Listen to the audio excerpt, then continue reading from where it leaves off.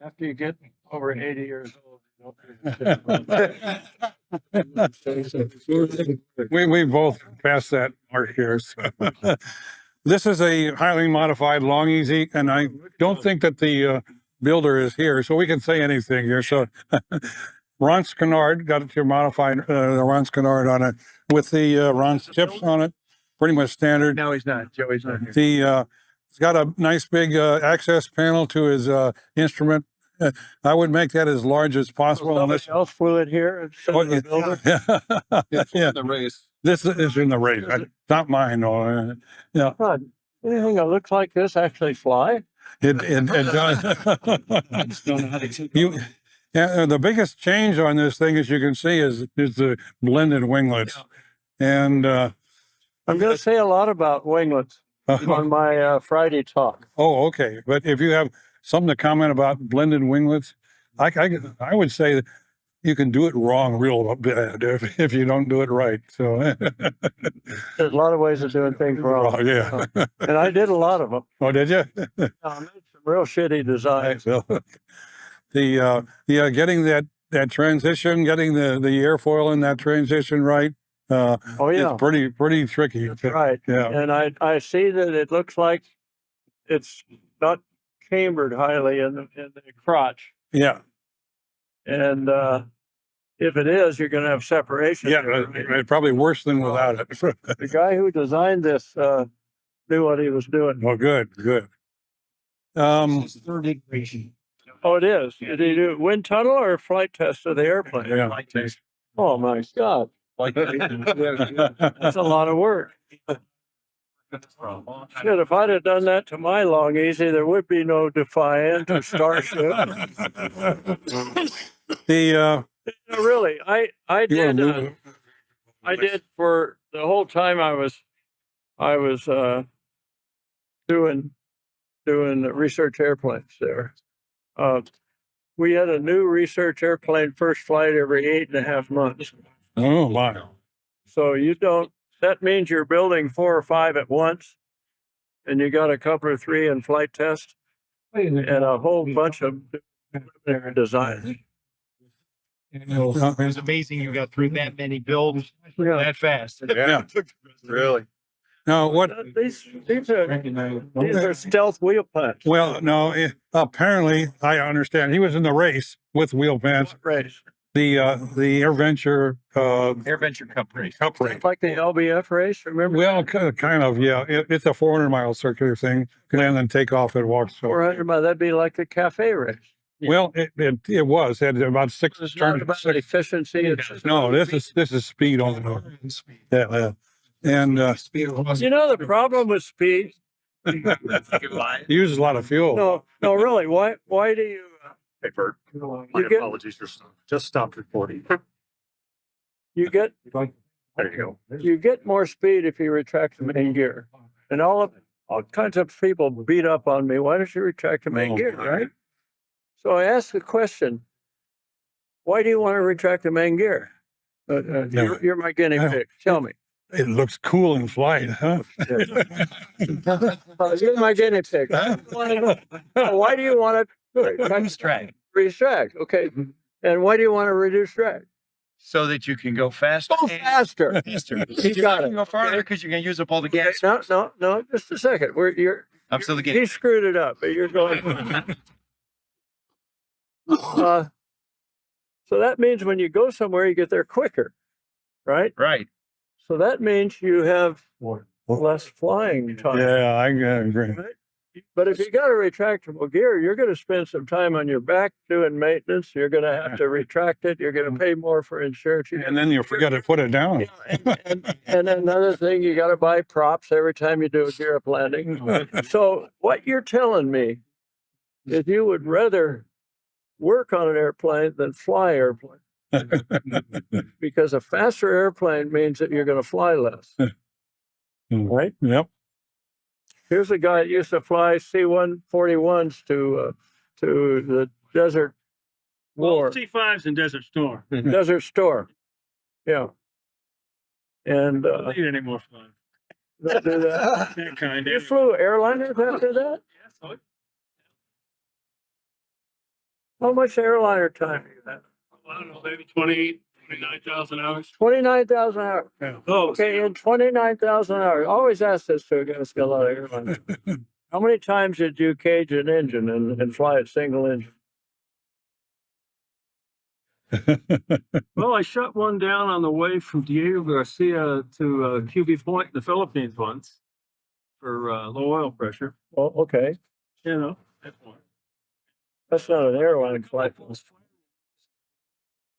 States. But On an airline flight with not airline, passengers? military 141s. Okay. Yeah, but you know, But, you don't want to take no, a chance. but airline flying, One engine. All that time. Okay. you cage That's one engine. That's amazing. Wow. Yeah. Airplanes are too reliable. I think. Well, You had more fun on that flight than the flight the day before, right? Oh, certainly excitement level. That's cool. got to get groceries soon. Well, back to the modified long easy. Now he took his wheel pants. He flew the race with the wheel pants.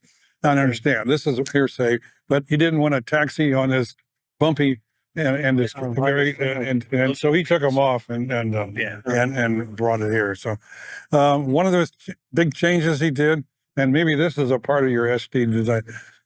The long easy gear is a pretty much streamlined cross section, but you've got a forward rake angle. You got a forward rake angle about 8 degrees, and so you're running a positive angle of attack. 8 degrees.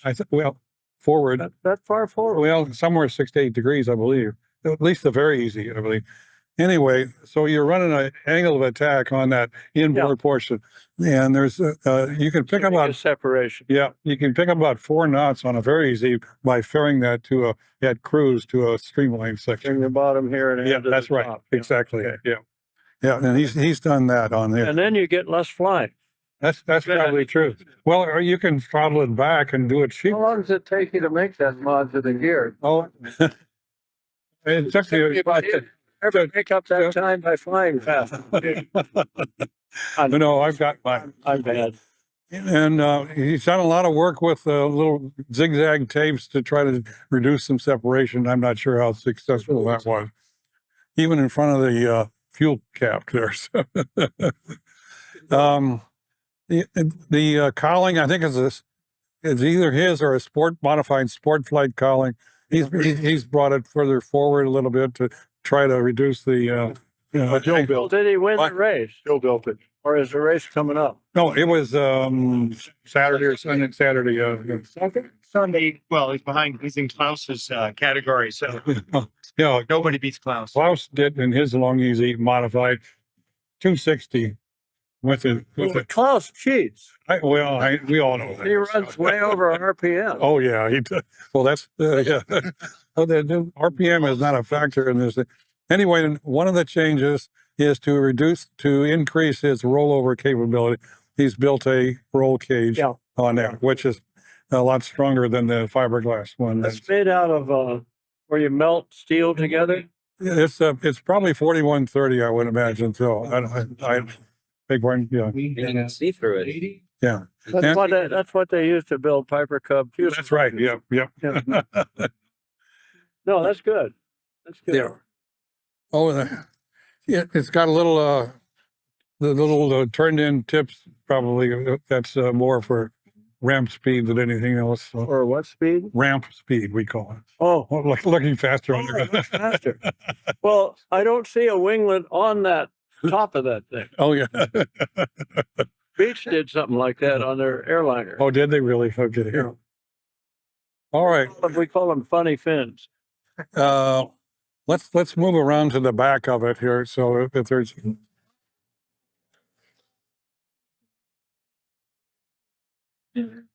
I participated in the build analysis, so I know a few of the details. Greg, Oh, okay. I agree. it's too bad Joe isn't here. Yeah, very much.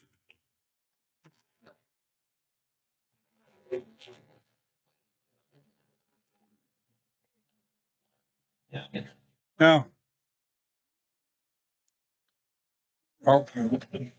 No, he's done away with the NACA or the Ram scoop and gone to armpit scoop here, and and then he's got his own dedicated scoop for the inlet also underneath there. Okay. That's a temperature probe, I guess, sitting out there.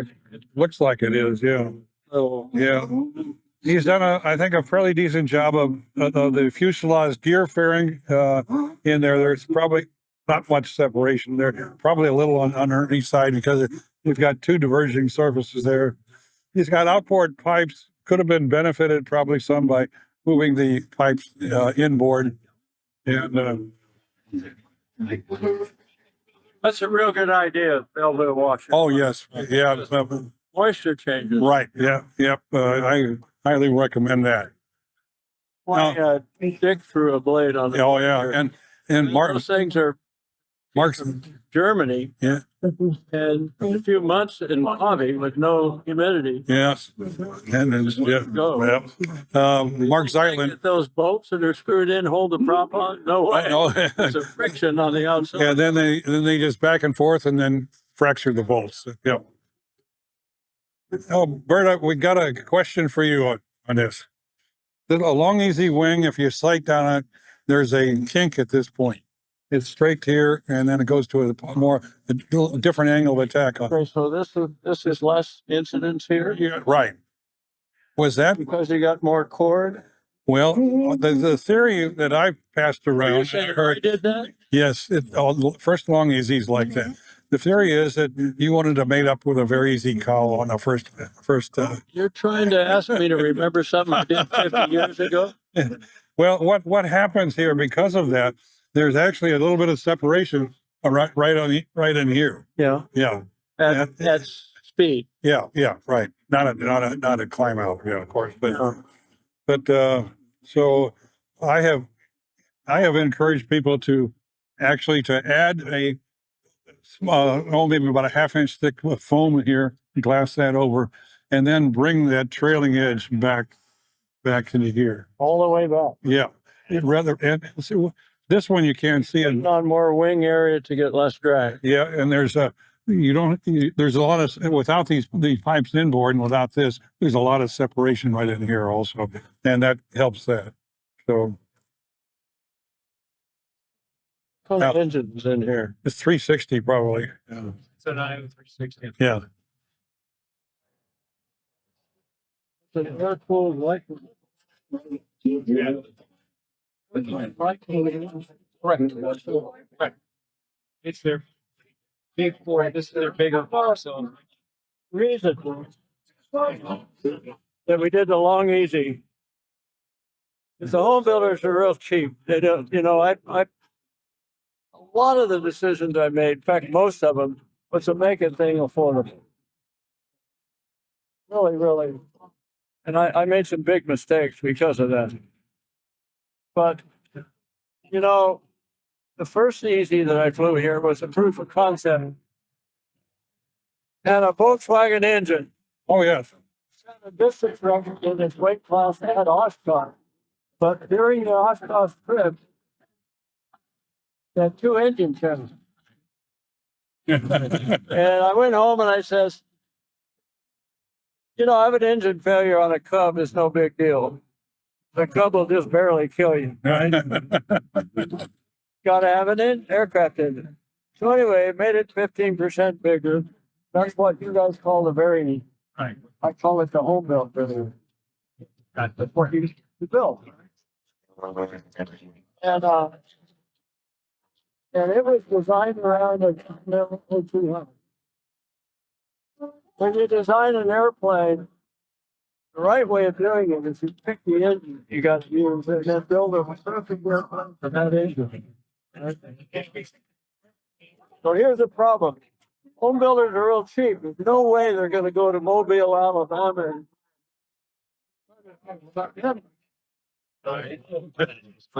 cost thousands of dollars.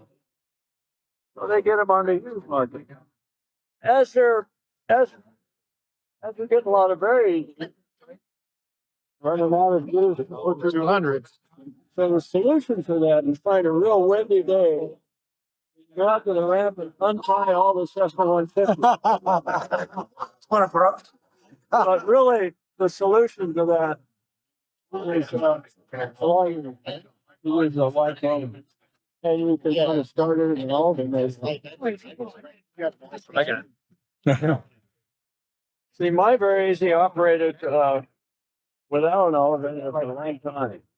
A solar panel on the front. And what it did is to talk to ground as little as you sometimes you don't. You say goodbye to the tower real quick and you turn off your nav and you turn off your communication. Then you fly while you're sleeping up and looking at the sunlight. Solar panels are and if you're lost, in those days we used a paper map and we looked down the window. Like Oshkosh, Wisconsin, railroad tracks are different than roads, right? That's the biggest thing. And mountains are different than Kansas. But anyway, if you get lost, sort your face with humanity. You turn on your electrical, quickly grab a VOR. You turn it off. Yep. And then just when you get inside the control zone on airport, you turn it on so you can. Yep. Yep. Well, that's how I run my variables for a long time. I can tell you a little bit over we have that whole fast. Yeah, we've kind of moved away. We're all electric now. I still got round gauge. Most of y'all. Why don't we move to the next one here? The Vintage Aircraft Association bookstore. We have a myriad of books and magazines in there. All the proceeds benefit the Vintage Aircraft Association. Also, the books that have donated. Yeah, this is a Cato for pop on here. So stop in that Buildings Heritage District, that you might find that book you're looking for. We're also looking for members, and if you join the Let's just cut to the chase and go to Klaus's airplane. I was going to leave him do his own tour tomorrow. Yeah, Burt will be there. we have Still good? Okay. monthly magazine that comes, and we invite you to take a Well, look. between the airplanes and those speakers up there. I know. I want to get away from those things. Hey, Gary. Hi. Greg Duckworth. Oh, I'm from North Myrtle Beach. My partner and I were both here. We have one of your props Oh, on the back of our. still working. Yeah, we tried to kill it last year, but then Persons has Rebuild it. resurrected. The nails in the. Oh no, I don't. That was a Well, defiant. ours had a That's the cylinder explode on us, so we had to dead stick it into an airport. So It was myriad of jobs. but it survived, Would you get to? and we Yeah. did. He told me about that one with the Oh nails. yeah. And, it was unbelievable. I would have sent it back to him and said, I can't fix it. That's what I would have done. Yeah. Would you mind if I did a photo with us together? I'm sorry. Would you care if I did a photo with us Oh, together? You of course. Yeah. I was just gonna Oh, stand this way. you mean take my. No, you can. Thanks, man. Okay. It's nice to run into you here. Oh, good thing. And appreciate the BS session here. I've got 15 AC sedans I've ever seen in one place. Hard to go to talking about all these ever hunted. Hey, Burt. It's winning. Well, I think this guy has more in my paint job than I paid when I originally built my Easy. So, He bought it. anyway, do you want to? Excuse me, you're blocking the. Hey, John. Now he's done the same thing with the gear fairing. The ideal, according to Horner anyway, cord to thickness is about 4:1, 3.7:1. This is a little over, so I think he's got more profile drag than skin friction drag than he's. Anyway, you see, actually, he's turned that trailing edge of that fairing up because there's a flow going right toward the fuselage going up. and he's done that right now. I don't know if he's got his angle of his correct, but if you're interested in improving in efficiency and cruise, you set the nose up about 1.5 degrees, which is about cruise angle of attack, and it's something you probably should measure before you do all of it. And if you're interested in top speed, check your angle of attack at top speed, but then set up your angle of attack of your fairing so it's at 0 angle of attack when your nose is at your cruise or peak. The really neat thing about the guys that really do clean up on their EZs is they get the performance that's in that $5 manual that I do better at that. most people say, hell, I can't go that fast because they make a bunch of mistakes and they make it higher. Yeah, absolutely. Now he's put the fences on here to they're not as critical on the long easy because I think because of the sweep angle. There's the very easy, and they make quite a difference on my very easy is low speed stability. This one hurts adverse yaw. That one helps. Really? Okay. Why then? Tell me why. Well, look at a starship. You got a starship? No, really, before I die, there's going to be 50 starships on the. You're going to tell us about that, right? Okay.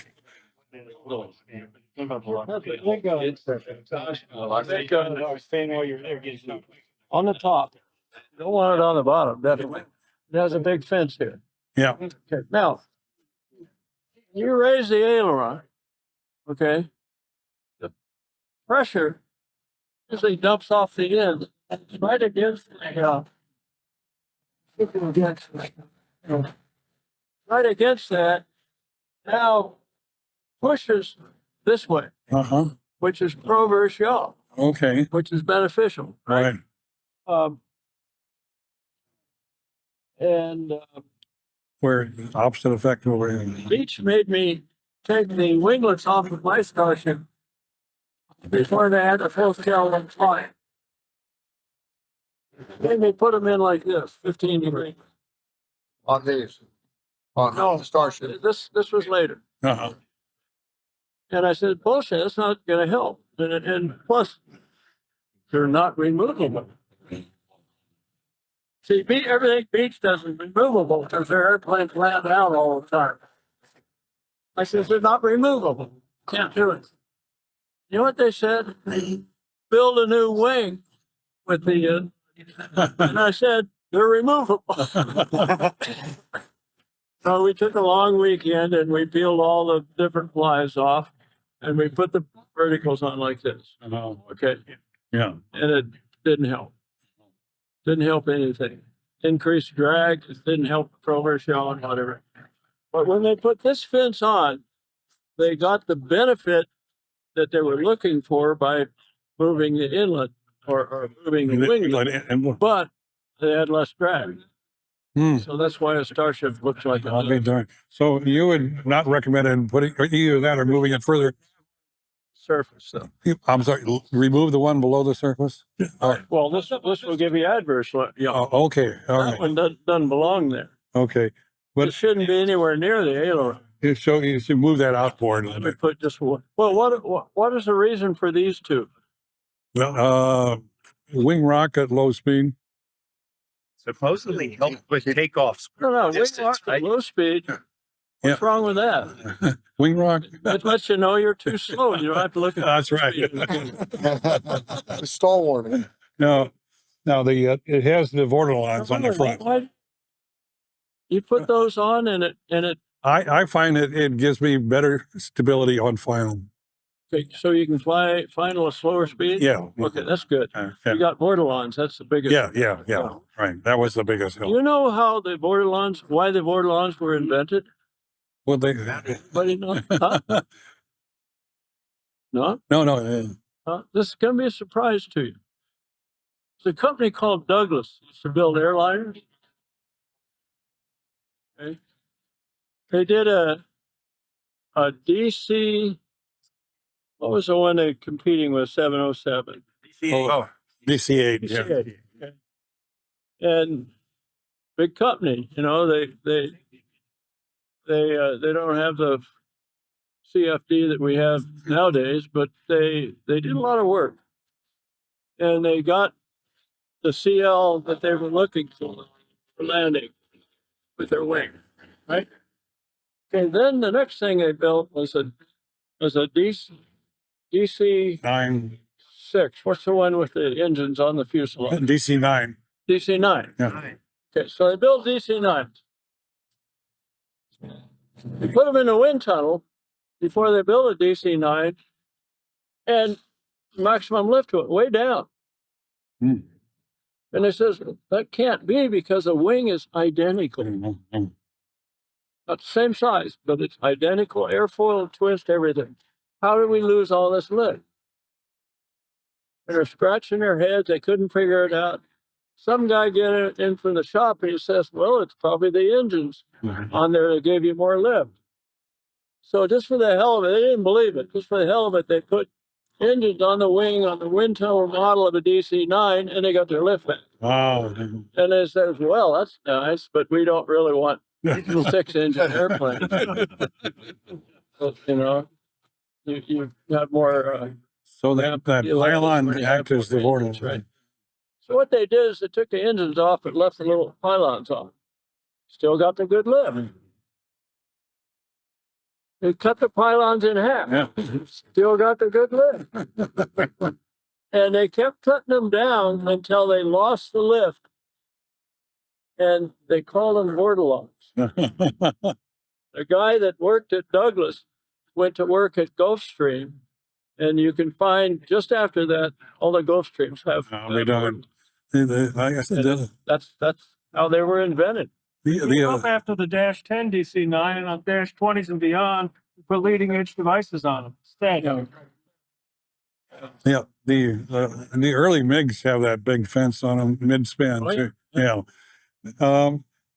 Comment on this: the intersection of the vortelon, the intersection of the vortelons where the leading edge of the wing is I actually thought that was a bubble. Yeah, But there's a water. wet. The intersection of the vortelons where the leading edge of the wing is right almost just slightly below stagnation point in Yeah. cruise. So when you get your angle of attack, then it throws the vortex over the top of the wing. Is that a correct assumption? Oh, no. Oh, okay. I never did high Reynolds number No. wind tunnel testing. I did that only on the Starship when they wanted to put turbo fans on it. Oh, good. Where, Do you want it, or just leave it in the car? no, I left it in the house. I don't know if she's still there. But, Okay.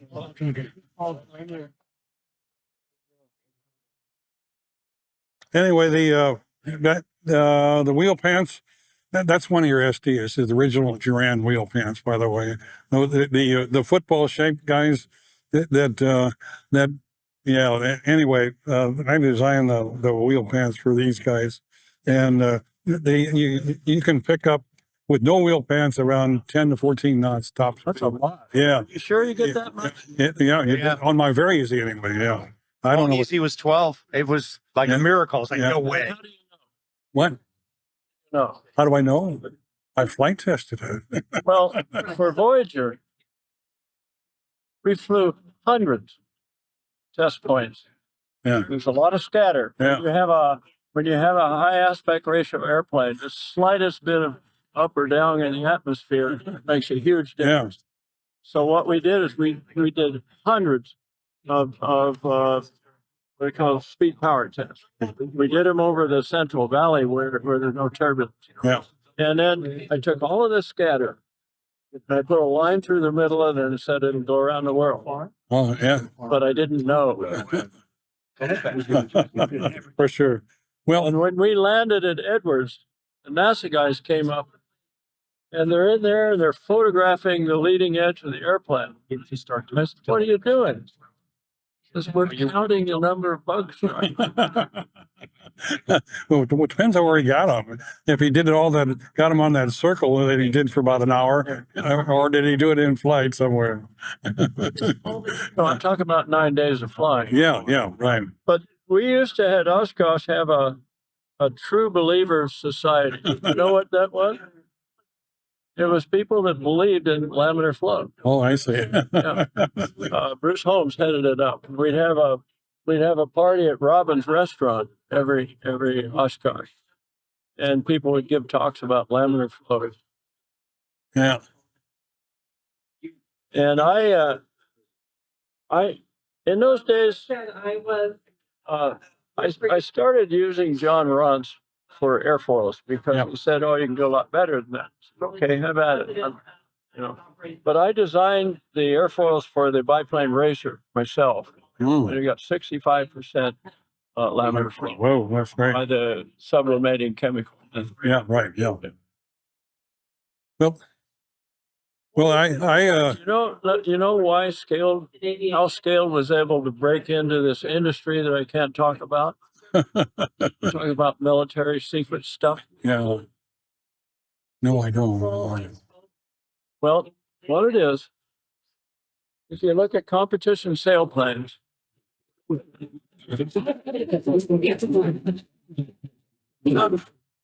Sound of Freedom. Look at it.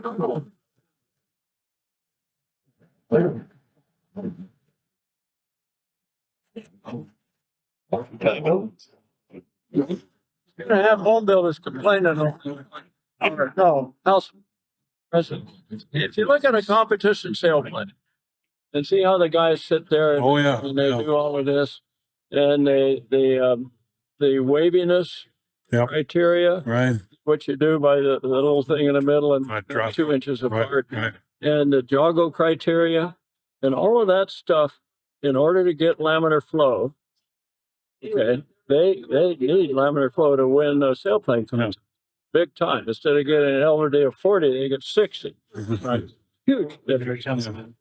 So our guys learned how to do that. In fact, the original 85% Starship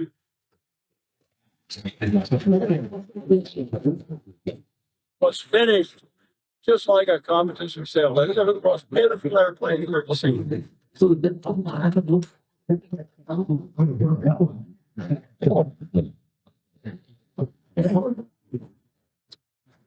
Somebody discovered that since all military airplanes can't be very good on radar return stealth, okay, what they used to call is it was that first level of observability, not later when you got absorbing leading edges, Faceted design where you kinds of other stuff, and you get into super. But anyway, they found out that if you could get a certain amount of smoothness on your wing, you get a big advantage in stealth. Really? And you know something? It happened to be exactly the same requirements as a competition sailplane to get laminar flow. They didn't know that.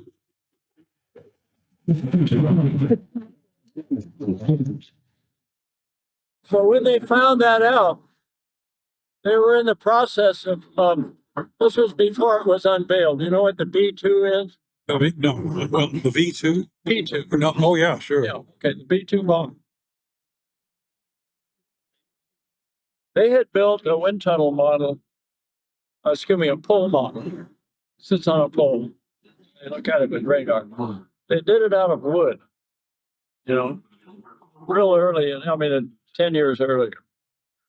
And they went to, they had some new ideas on how to change it, little shape differences, whatever, for stealth, right?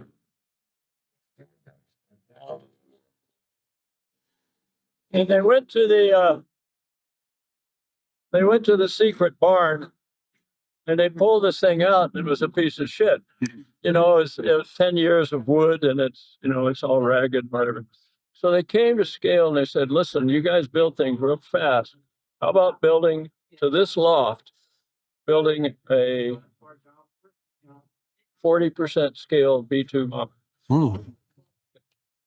Would be a nice sixth place home built." And so we did. We made a skiff out of it. A skiff is something without windows and it's shielded, so you can't record what people are talking about inside and all that. And we did that for a 20th of the cost that it would have taken them to do it in a third of the time. I can imagine. And the reason is big companies have all these rules. Infrastructure and What the rules are for is to solve the problem of inadequate cost, because they get their 11% profit based on what money they spend. So they want to spend more money. oh, we do.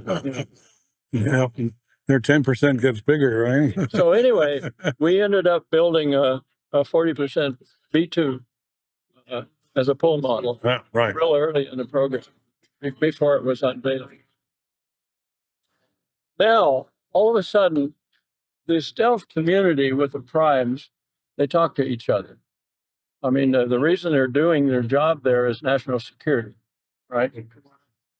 And people leave Lockheed and go over and work for Northrop, and they don't keep secrets very well between, because you can't say to somebody, "Hey, you work for Northrop, you've got to keep that job for the rest of your life."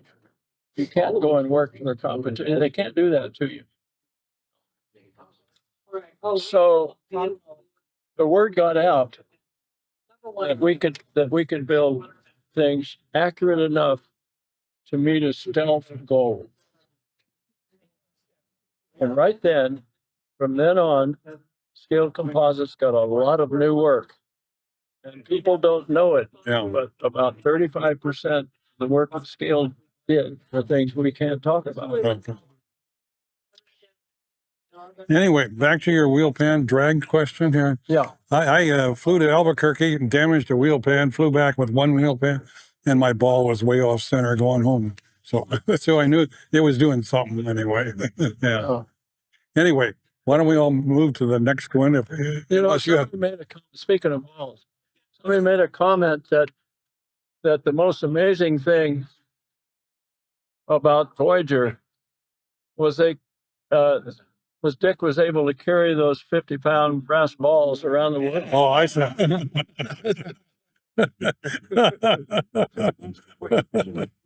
Vision for the Boomerang was your, I guess, objective. Well, It's an amazing airplane. Are you familiar with what it does? Sir.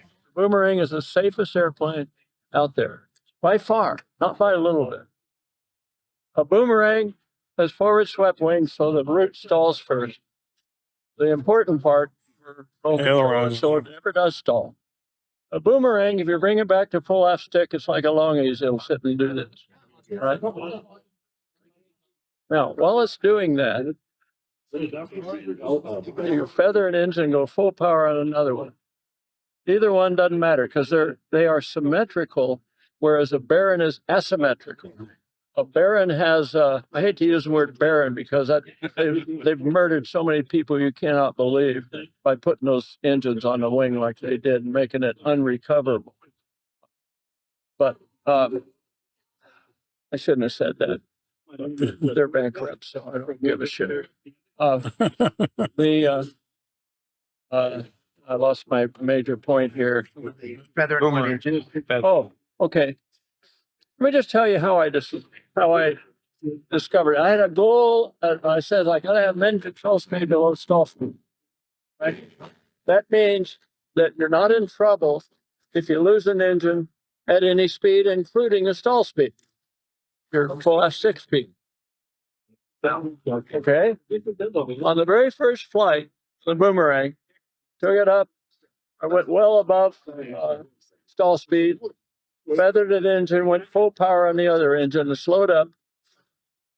And I didn't really know what to do as I was slowing. On a Baron, it's real apparent. As you go slower, you put in more and more rudder. And you're allowed to put 5 degrees of bank in, right? And when you get with 5 degrees of bank and you're on the rudder stop, by definition, that's your minimum control speed, MCA air, not ground, but air. That's a key thing for twins. It's a key safety thing, right? And of course, they don't climb with the flaps down there. So that gives you another little problem is that you gotta lose altitude while you milk the flaps up. And they sell those airplanes. They sold them for years. Okay. I didn't know what to do as I was slowing down, and it just seemed logical that I would keep the ball centered. So it didn't seem like I needed to do anything. So on the first time I looked for min control speed on the Boomerang, I slowed it down till I was in bucking and full half stick, and I centered the ball. Okay. And I found I used about half rudder. You know, of course, the rudders are behind the engine, not in. So they're very effective. Yeah. Yeah. I don't know why they did that. Why would they do a twin engine airplane and not put the tails behind the engine? Duh. Like This is fucking common sense. Beach 17. Okay, but anyway, went home and it says, okay, checked it off, mid control speed, no stall. No departure is stall. So I'm going through my list of safety items that I achieved with my Boomerang, right?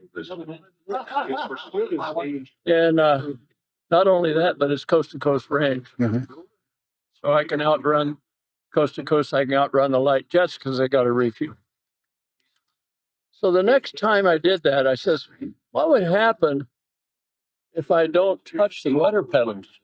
What would I get from in control speed, offsetting the asymmetry only with ailerons?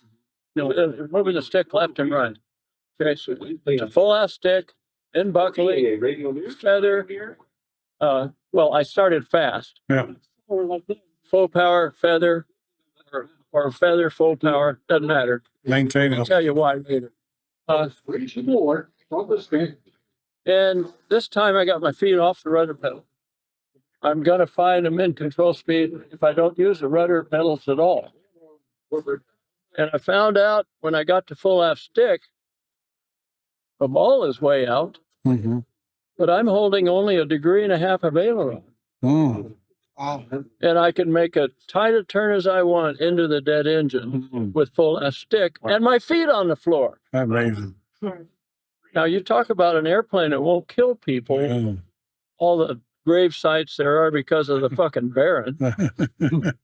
Okay, now the reason that the Boomerang is it looks asymmetric, doesn't it? Do you know what P effect is? Yeah, When you're slow, the air comes in like this. This blade sees more Q, and this blade going downwind sees less. So that blade gives you more thrust when it's on the right side and less thrust when it's on the left. And it does that every time it turns, every blade. The effect of that is the thrust line is not at the crankshaft. It's 8 or 9 inches to the right. Now a Boomerang, at minimum speed where it's important, the distance of the left and right engine laterally to the thrust line, not the crankshaft, is identical, and it's half the distance on a Baron. Yeah. So you don't. Okay, so now we've Mike and I were in a Duchess and we're taking our wives to dinner at Big Bear Lake. Anybody know where? Oh, sure. Nice runway, Yeah. whatever. Nice. And on the way, no parachutes or anything. Wives in the back. I said, I wonder what would happen. What would be the min control speed of a Duchess, which is really the best one? It's counter rotating. Yeah. What would be the min control speed of a Duchess if we leave our feet on the floor? Well, first of all, we determined and validated min control speed getting to full rudder, right? Yeah, it's pretty close to the book. And then we put our feet on the floor. And now as we slow down, we're doing this, right? And you get to the stop, 5 degrees of bank. That's your min control speed air without any rudder force, right? Your feet are off. Okay, you're doing it just with aileron. You're keeping it from turning just with aileron. And it was like 8 knots faster than the min control speed where you use full rudder. A lot of people think that's not much, but 8 knots is death, life or death. Yeah. Okay. But we looked at each other and I said, you know, I'm pretty uncomfortable. You know why? We're all the way over like this and we got a bank angle like this. Whereas a boomerang's got just a little bit of bank angle with your feet on. Okay. And we realized, you know, there's a fuel sump that feeds the engine if the fuel is at the wingtip momentarily, right? Well, momentarily was a couple of minutes. Drain. We were about ready to lose the only engine we had, right? And we, let's get out of there. So, yeah. We've used full reverse and full power on PT6 with a Starship in flight.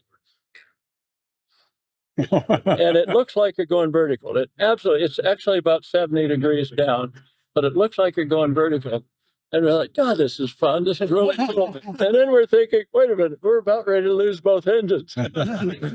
Yeah. Do you consider the Boomerang one of your best designs? Oh, by far the best. Yeah.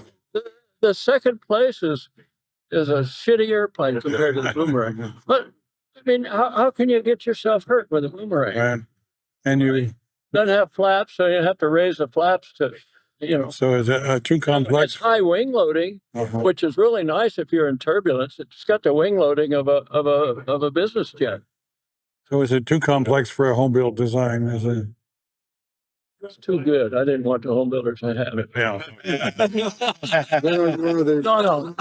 No. Here's the thing. It was definitely an experiment. Yeah. And it was never intended to ever have people building it. And because of that, I didn't document it while I built it. Yeah. Now, I've said something in the past that to put out a good set of plans for home builder is the same amount of work as doing about 2.4 airplanes. Oh, right. You know, and a Boomerang wasn't easy to build. It had some really clever structural stuff. Didn't have sandwich. It had grid stiff and solid skin. Sure. And you know, much better damage tolerance and whatever. And no risk of getting a foam disc bond. Yeah. It's really breakthrough stuff on structure. And another reason that I didn't put it out to home builders is initially his name was Ray Morrow. Remember who Ray Morrow was? You know, Tomorrow Avionics?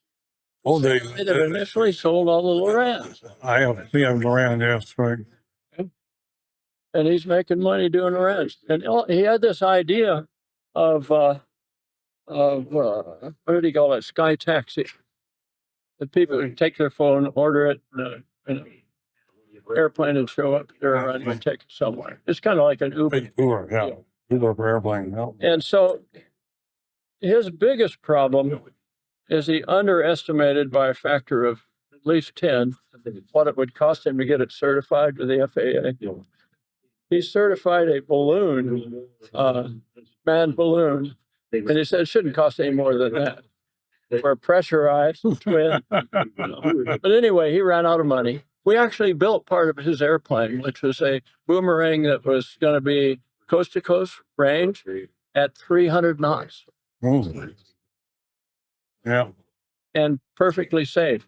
With what engines? It looks just like a Boomerang. With what engines? There were 6-cylinder. Okay. 550. Yeah.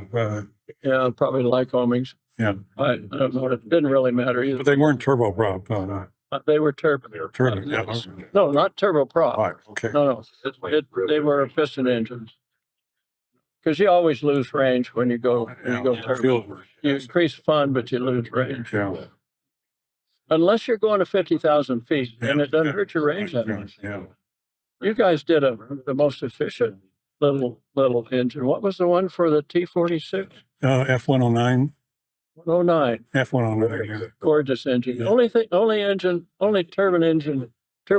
engine that was better than that was Williams FJ-X-2. Yeah. You put that on one of your jets. Well, yeah. they hired a bunch of guys to do what became Eclipse. You know what Eclipse is? Yeah, right. It spreads darkness throughout the world. For only a short period. John Ron's. But anyway, what happened? You know, at one point, Sam, who was blind, wanted wheelchair access to the Eclipse. We wanted to be able to roll your wheelchair on board the airplane. Now, I'm visualizing a real small airplane. Remember the V-Jet 2 that we Yes, flew here with right. the cruise missile engines? Yeah. It never got the good engines because they weren't ready yet. We flew it here and back with cruise missile engines off the shelf. Yeah, the wheels.